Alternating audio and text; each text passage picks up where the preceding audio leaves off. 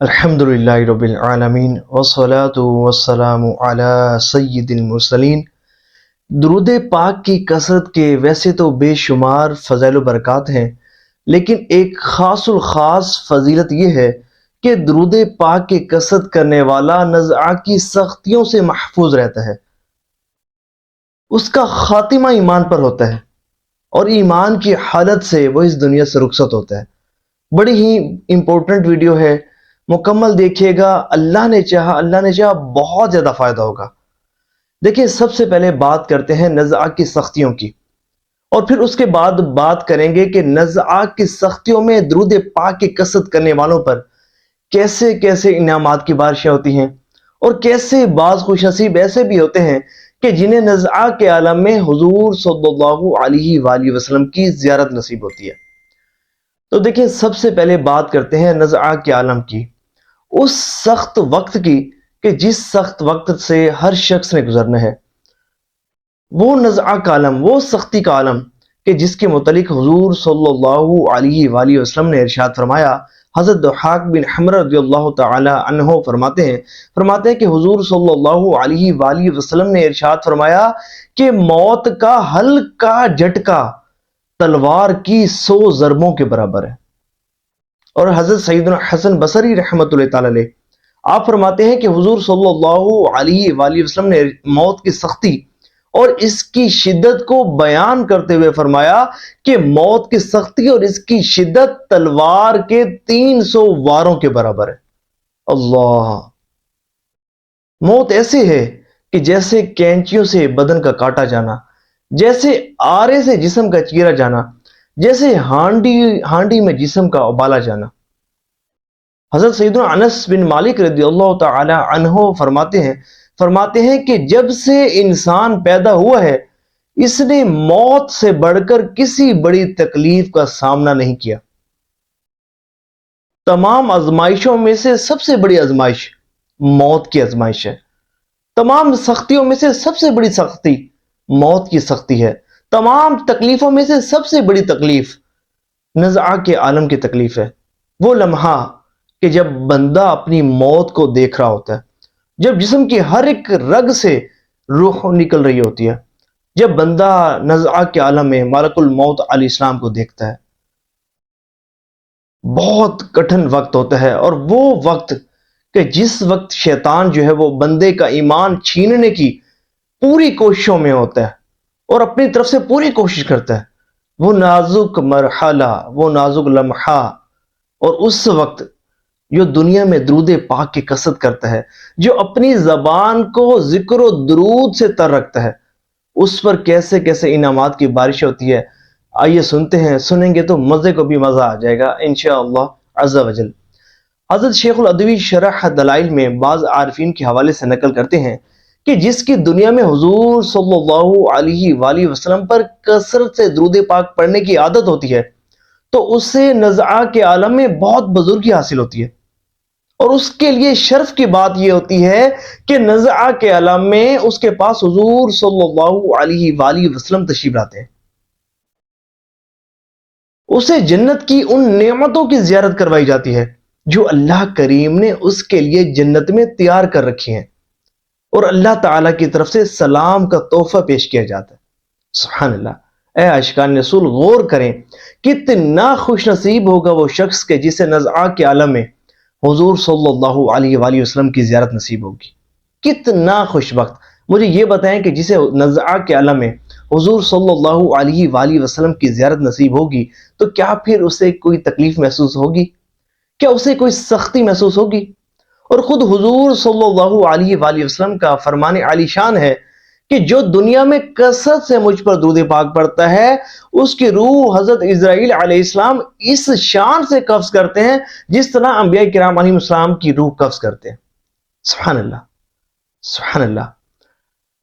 حضرت عبد الرحمن صفوری رحمۃ اللہ تعالی علیہ آپ فرماتے ہیں کہ ایک شخص کا دوست بیمار تھا، تو وہ اس کی عیادت کے لیے اس کے پاس گیا، تو اس نے اپنے دوست کو نزعہ کے عالم میں پایا، تو اس نے اپنے دوست سے پوچھا، یار یہ بتاؤ کیا تمہیں تکلیف محسوس ہو رہی ہے؟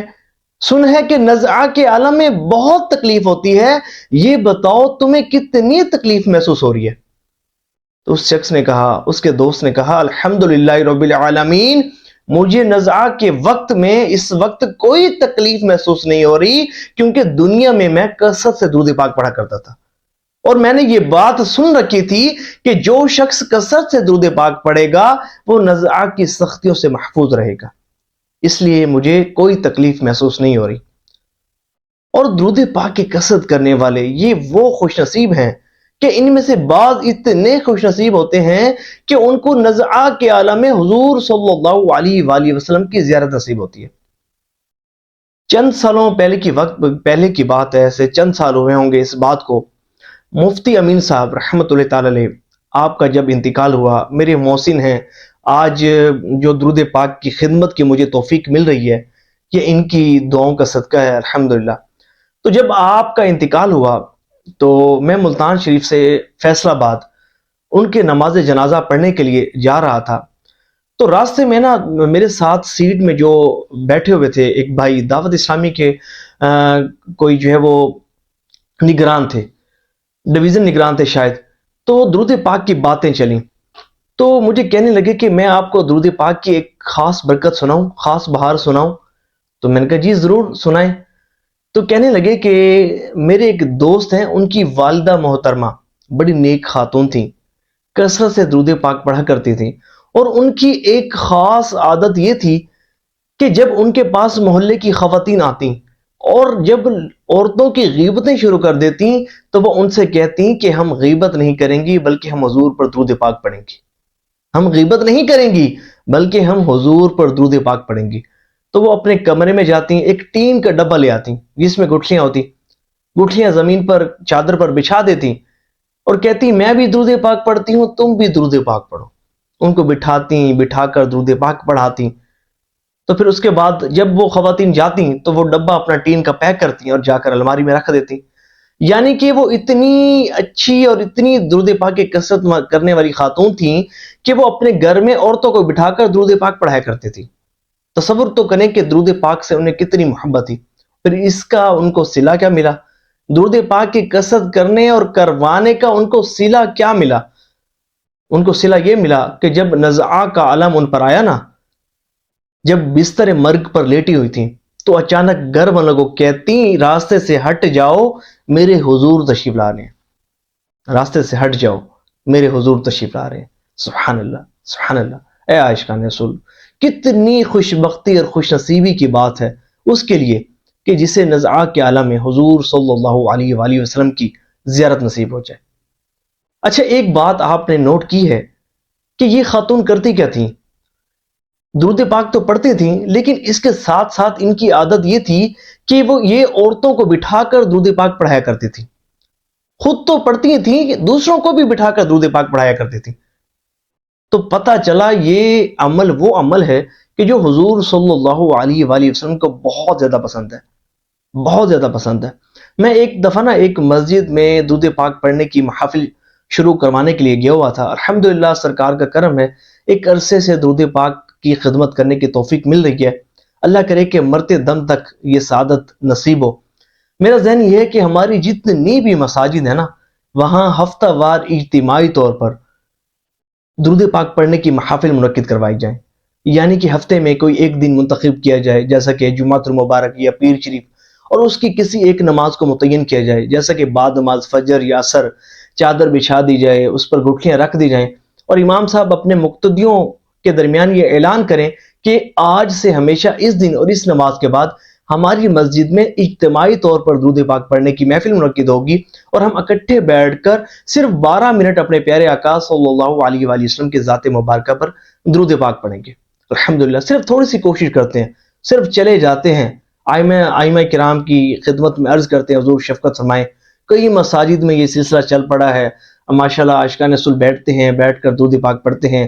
آپ بھی عاشق رسول ہیں، 12 منٹ کی کیا ہی بات ہے، 10 منٹ آپ کر لیں، 15 منٹ کر لیں، لیکن ہفتے میں ایک دن اپنی مسجد میں حضور پر اجتماعی طور پر درود پاک پڑھنے کی محفل ضرور سجائیں۔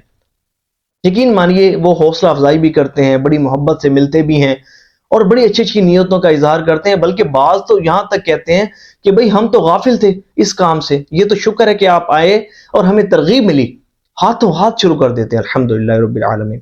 دیکھیں ایک دفعہ کوشش کرتے ہیں نا، صرف تھوڑی سی زبان ہلتی ہے، ترغیب ہی تو دیتے ہیں، اور یقین مانے سالوں سال وہ محافلیں چلتی رہتی ہیں، اور صرف تھوڑی سی کوشش سے۔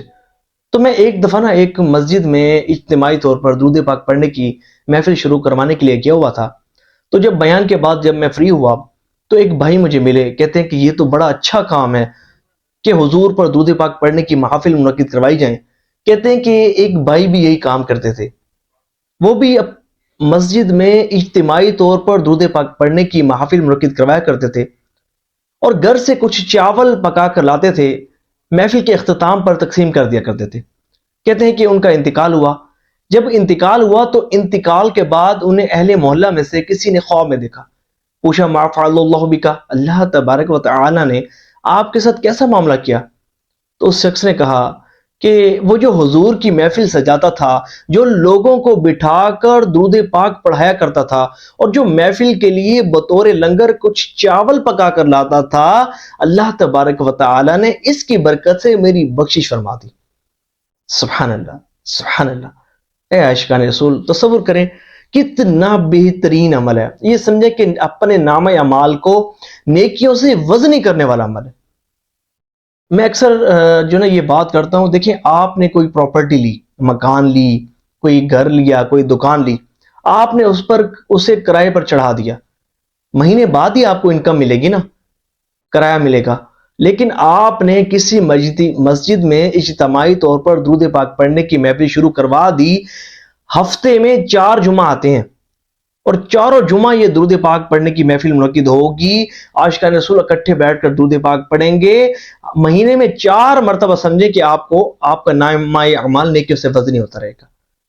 اس پراپرٹی کا کرایہ مہینے میں ایک دفعہ ملتا ہے، اور یہ آپ نے تھوڑی سی کوشش کی اور اس کی برکت آپ کو یہ ملی کہ ہفتے میں 4 دن جو ہے وہ آپ کا نامہ اعمال نیکیوں سے وزنی ہو رہا ہے، لوگ بیٹھ کر درود پاک پڑھ رہے ہیں، اور آپ کا نامہ اعمال نیکیوں سے وزنی ہوتا جا رہا ہے۔ اور یقین مانے آپ نے ایک مرتبہ کسی مسجد میں نا اجتماعی طور پر درود پاک پڑھنے کی محفل شروع کروا دی، یقین مانے اہل علاقہ کے معاملات میں یہ بات شامل ہو جاتی ہے، وہ خود ہی اس محفل کو سجاتے رہتے ہیں، بھلے آئمہ بدلتے رہتے ہیں، لیکن ان کے معاملات میں یہ بات شامل ہو جاتی ہے کہ وہ خود اس پاکیزہ محفل کو سجاتے رہتے ہیں۔ اب تصور کریں کہ ایک دن ہم قبر میں ہوں گے، ایک دن ہم قبر میں ہوں گے، لیکن ہماری جو ترغیبات کا سلسلہ تھا، جو ہم نے جتنی مساجد میں اجتماعی طور پر درود پاک پڑھنے کی محافل منعقد کروائی تھی، اللہ نے چاہا تو قیامت تک وہ محافل جاری ہوں گی، ہم قبر میں ہوں گے اور ہمیں ان محافل کو شروع کروانے کا صلہ ملتا رہے گا، ہمارا نامہ اعمال نیکیوں سے وزنی ہوتا رہے گا۔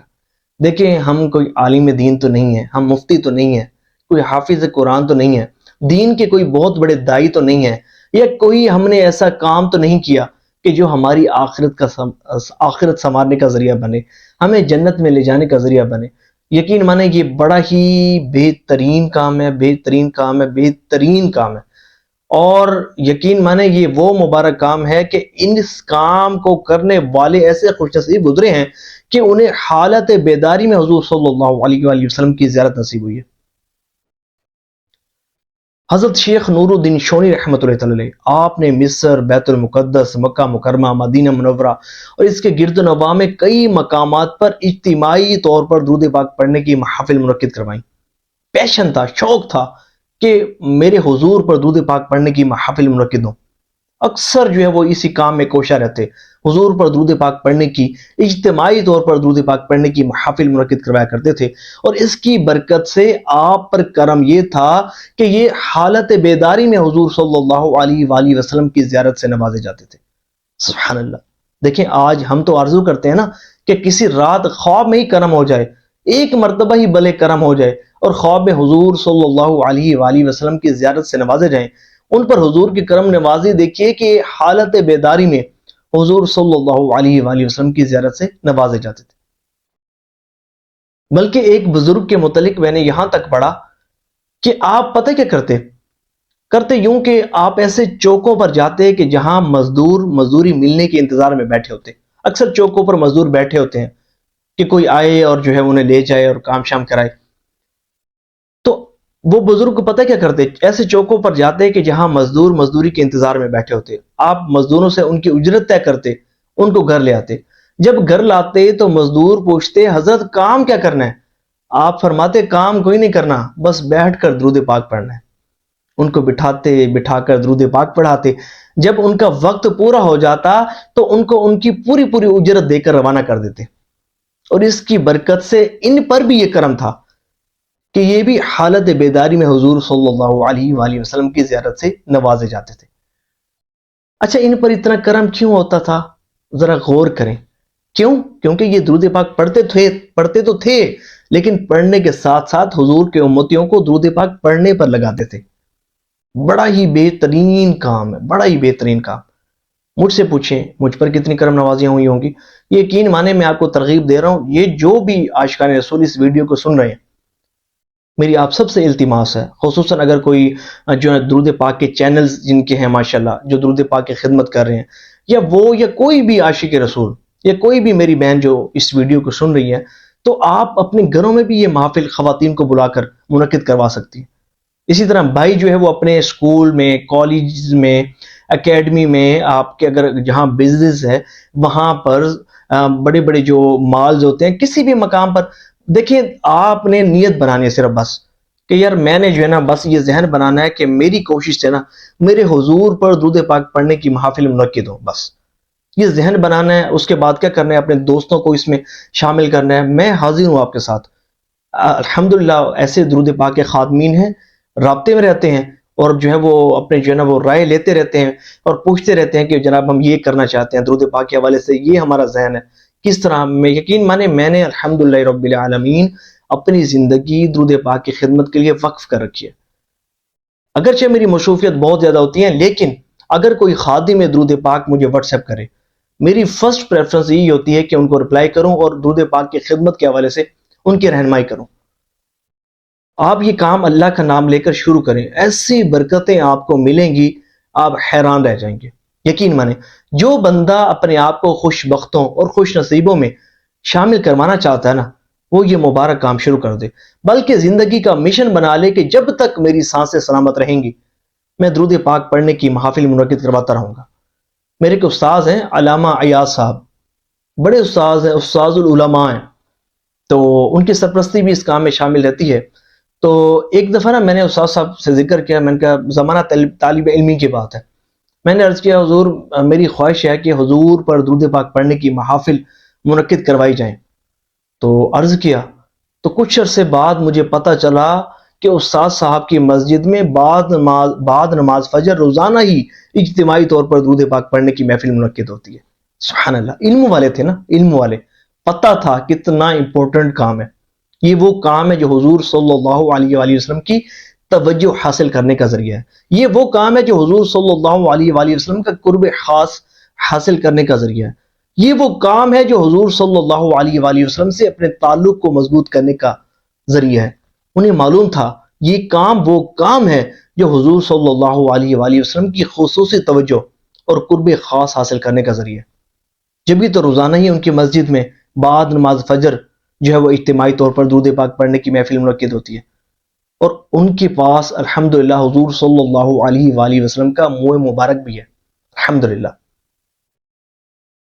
اور مجھے یہ شرف حاصل ہوا کہ میں استاد صاحب کے ساتھ گیا تھا حضور صلی اللہ علیہ وآلہ وسلم کا منہ مبارک لینے، کسی نے گفٹ کیا تھا استاد صاحب کو۔ تو دیکھیں یہ جو درود پاک پڑھنے والے ہیں نا، ان کو ایسے گفٹ ملا کرتے ہیں۔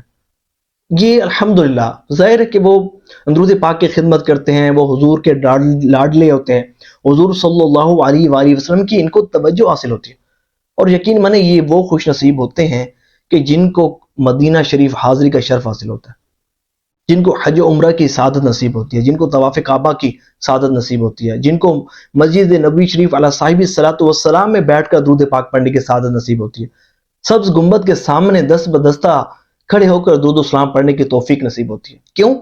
کیونکہ یہ وہ لوگ ہوتے ہیں جن کا مشن اور مقصد ہی یہ ہوتا ہے کہ میں نے جو ہے وہ حضور کے امتیوں کو درود پاک کی کثرت پر لگانا ہے۔ گفتگو کہیں مزید اور لمبی نہ ہو جائے، شاید کلپ جو ہے وہ باتوں باتوں میں اچھا خاصا جو ہے 20 منٹ کے قریب ہو چکا ہوگا. خیر دعا ہے کہ اللہ کریم جو سنا اس پر عمل کرنے کی توفیق عطا فرمائے. اور جو ہے وہ میں نے اپنا نمبر آپ کو دے دیا ہے. اگر آپ مجھے اپنی نیتوں کا اظہار ضرور کیجیے گا، کمنٹس میں نیتوں کا اظہار کیجیے گا. مجھے واٹس ایپ آپ کر سکتے ہیں، انشاءاللہ میں آپ کا نمبر سیو بھی کر لوں گا. انشاءاللہ رابطے میں رہیں گے انشاءاللہ.